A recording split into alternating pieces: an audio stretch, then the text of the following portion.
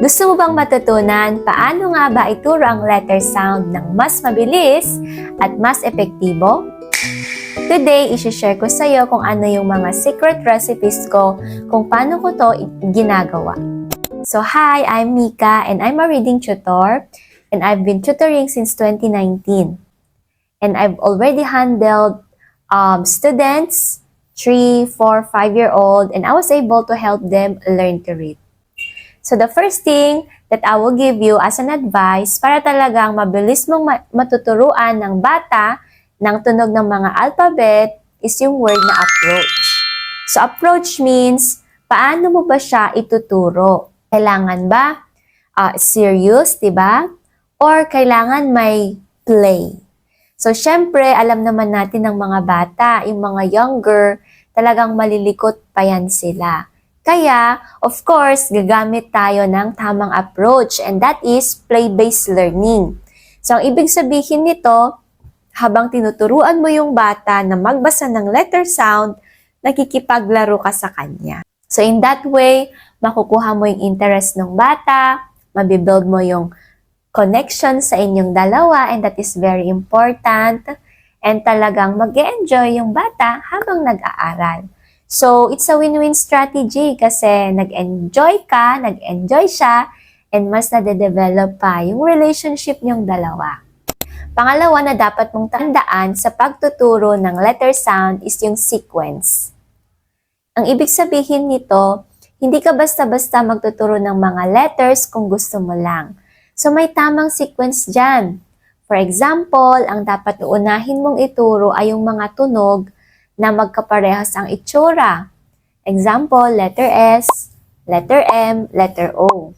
And ituturo mo din yung mga tunog na madaling bigkasin. For example, S, O, M. Diba? Kumbaga, madali siyang gawin at mas madali siyang matandaan ng bata. So, merong proper sequence and I will just include it here sa video. I'll just send the PDF file and you can download it.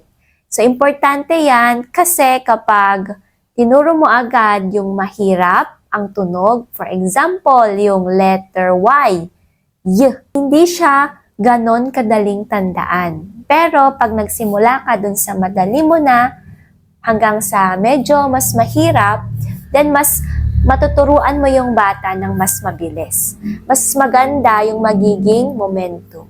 Sequence is very important. And ang pangatlo na dapat mong tandaan is yung duration.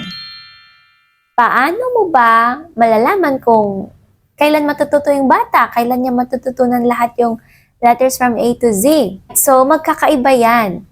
Madaming mga factors that contributes kung masasabi mo ba na 1 month, alam na ng bata, 2 months or 3 months. So, ang aking ginagawa personally, in our session sa tutorial, ina-assess ko muna yung capacity ng bata. May mga bata kaya nilang matuto ng 5 letter sounds sa isang oras. Meron namang mga bata, ang kaya lang talaga nila is 3 lang sa isang oras. And meron namang mga bata, kaya nila ng 6, maximum na yon. So, it will really take time. And the important thing is that dapat consistent ka. Kasi mahirap yung ituturo mo ngayon and then next month na ulit. Of course, it will not work, right? So, kailangan meron kang schedule if gusto mo talagang matutunan agad ng iyong anak. For example, 3 times a week, 2 times a week, na talagang uupuan mo siya, you will play with him or her while teaching the letter sounds. So, assess first your child if anong kaya niya, and then stick ka doon sa plan na yon and set a schedule. The last thing which is, ito yung pinaka-importante sa lahat. Kasi kahit na alam mo yung approach, alam mo yung sequence, alam mo din yung duration, if hindi mo to alam, baka sablay pa rin. So, ano nga ba yon? So, napaka-importante, you have to know how to properly pronounce yung mga letter sounds. May tamang way ng pagbigkas ng mga letter sound. For example, yung letter T. Ano ba yung proper way to pronounce it? Is it T or is it ta? Okay, so the correct answer is T.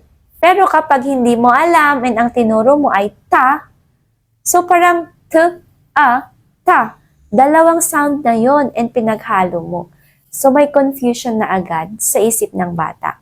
So importante na alam mo yung proper way how to pronounce the letter sound so that talagang yun yung maituturo mo sa bata and magiging strong and accurate yung kanyang magiging foundation sa reading.